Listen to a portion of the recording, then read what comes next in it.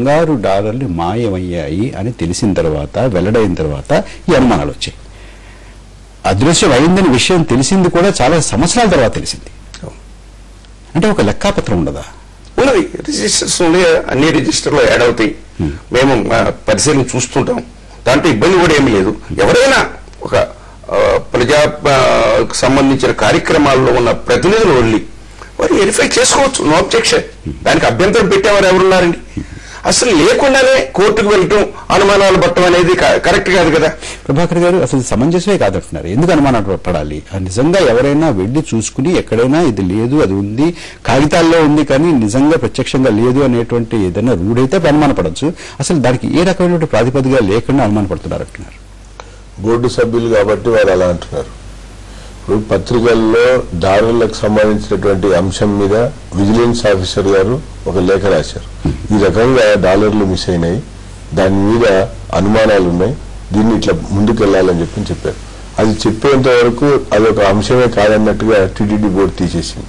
దాంట్లో ఎంతమంది ఇన్వాల్వ్ అయ్యారు అన్నటువంటి అంశం కూడా వాళ్ళు ప్రస్తావించారు. ఆ రకంగా దాని మీద ఒక ఇంటర్నల్ గా ఒక ఎంక్వైరీ చేశారు, దోషులు తేల్చారు. తేల్చిన తర్వాత కూడా చర్యలు తీసుకోకపోతే మళ్ళీ ఇంకొక విచారణ చేయాల్సి వచ్చింది.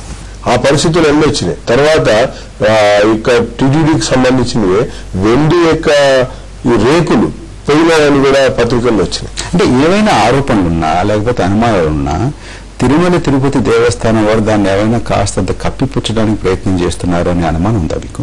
ఉంది, కనబడుతుంది కదా. ఇప్పుడు ఆ రకంగా రాగానే అసలు కోర్టుకి నివేదించాలని కోర్టు ఆదేశించింది.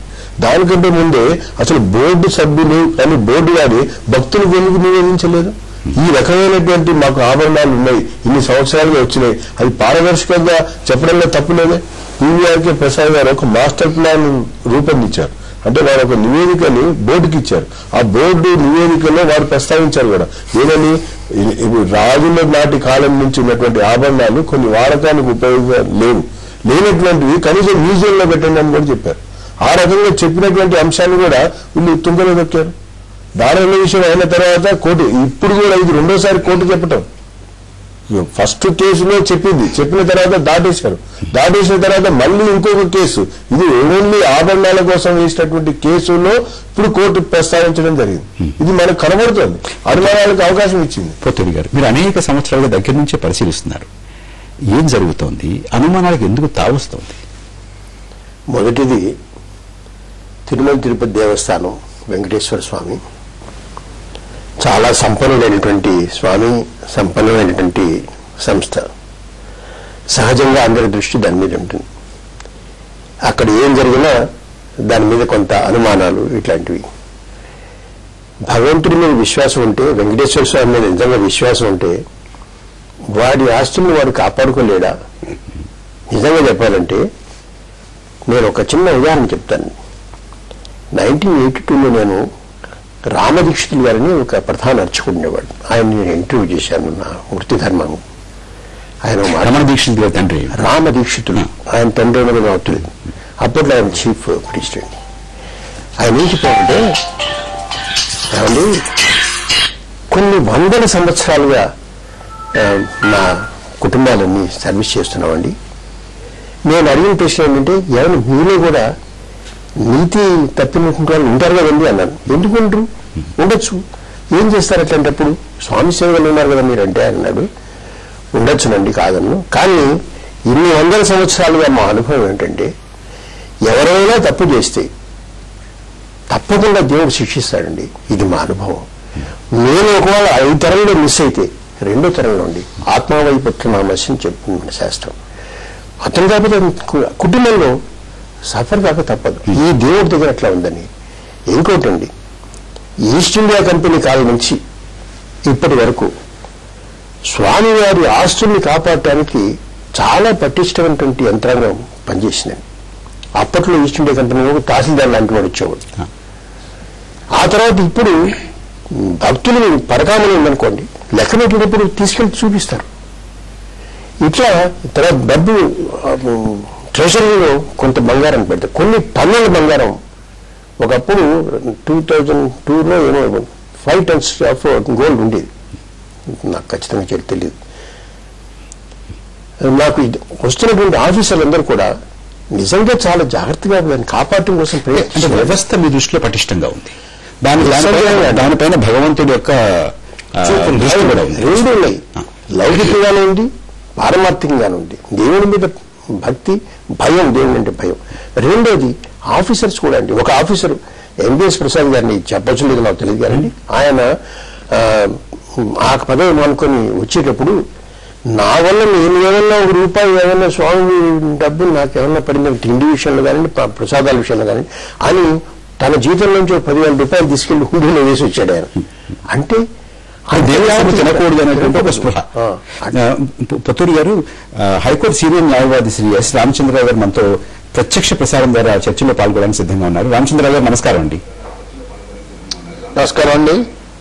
రామచంద్రరావు గారు, కోర్టు ఏం చెప్పింది, అసలు అనుమానాలు ఎందుకు వచ్చాయి, మొత్తం ఆభరణాలు, ఆస్తులు, వాటి విలువ పట్టిక సమర్పించమని చెప్పాల్సినటువంటి సందర్భం ఎందుకు వచ్చింది?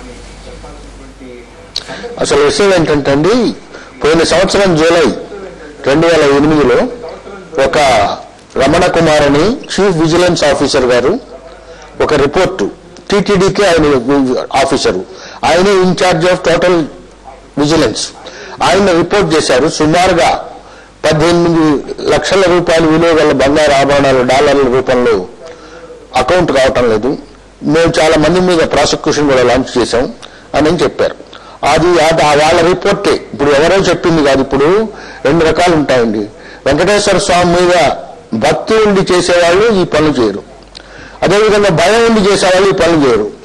నిజం చెప్పాలంటే భక్తి భయం లేని వాళ్ళు స్వార్థం డబ్బు మాత్రమే పరిస్థితిలో ఉన్నప్పుడు ఒకరితో కలిసో ఇంకోరితో కలిసో ఇంకోరికి తెలియకుండానో ఈ పొరపాటు జరిగింది. ఎందుకంటే అంత ముప్పు నియంత్రణలో అయిన రాజాదిరాజులు చక్రవర్తులు ఉన్నా కూడా వాళ్ళు స్వామివారికి భక్తితో కొన్ని లక్షల కోట్ల రూపాయల వ్యవహారమైన కిరీటాలు, వజ్రాలు, ఆభరణాలు, బంగారు సమర్పించారు. ఇప్పుడు కనీస ప్రభుత్వ కర్తవ్యం, టీటీడీ కర్తవ్యం కానీ ప్రభుత్వ కర్తవ్యం కానీ ఉన్న వాటిని ప్రొటెక్ట్ చేయడం. ఉన్న వాటిని ప్రొటెక్ట్ చేయాలంటే 100 ఆభరణాలు ఉన్నాయనుకుంటే లెక్కలో 100 ఆభరణాలు ఉన్నాయని అనుకోండి, లెక్క పెడితే 90 ఉన్నాయని తెలిస్తే 10 పోయినాయని తెలుస్తుంది. అసలు ఎన్ని ఉన్నాయో అనేది కరెక్ట్ లెక్క ఉన్నాయో లేదో అనేది కూడా మాకు తెలియటం లేదు. ఎందుకంటే ఎప్పుడైతే వాళ్ళ విజిలెన్స్ ఆఫీసరే 19 లక్షల రూపాయల విలువ గల మటుకే కనపడలేదన్నారు. రెండవది ఏంటంటే దురదృష్టవశాత్తు మామూలుగా ఒక చిన్న బ్రాంచ్లో ఉంటే కూడా క్యాష్ చెస్ట్కు 2 ఉంటారు, డబుల్ లాక్ సిస్టమ్ ఉంటుంది, ఒక మేనేజరు ఇంకొక అకౌంట్స్ ఆఫీసర్ ఎవరైనా ఉంటారు. అంటే ఒకరికి తెలియకుండా ఇంకొకరు దాన్ని ఓపెన్ చేయడానికి వీల్లేదు. కానీ చాలా రోజులుగా తిరుమల తిరుపతి దేవస్థానం ఈ ఆభరణాలకు సంబంధించిన కస్టడీ మొత్తం సింగిల్ లాక్ సిస్టంలో ఒకరి కస్టడీలో ఉన్నది. అది ఎవరన్నా కానీ వేరే విషయం. వాళ్ళ కస్టడీలో ఉంది. వాళ్ళు రిటైర్ అయిన తర్వాత వాళ్ళని ఓఎస్డీలుగా అపాయింట్ చేసి వాళ్ళని కంటిన్యూస్ గా అతనికి ఒప్పజెప్పి చేస్తున్నారు. వాళ్ళు చాలా ఎంత ఇన్ఫ్లుయెన్షియల్ అయినారంటే సస్పెండ్ అయినట్టు అయ్యి మళ్ళీ ఇమీడియట్ గా టీటీడీ దేవస్థానం బోర్డు 10 రోజులు కూడా వాళ్ళని కాకుండానే ఏ ఎంక్వైరీ కాకుండానే వాళ్ళని సస్పెన్షన్స్ అన్ని క్యాన్సిల్ చేసింది. ఈ డాలర్ల వ్యవహారంలో సస్పెండ్ చేసిన వాళ్ళందరినీ మళ్ళీ రీఇన్స్టేట్ చేశారు.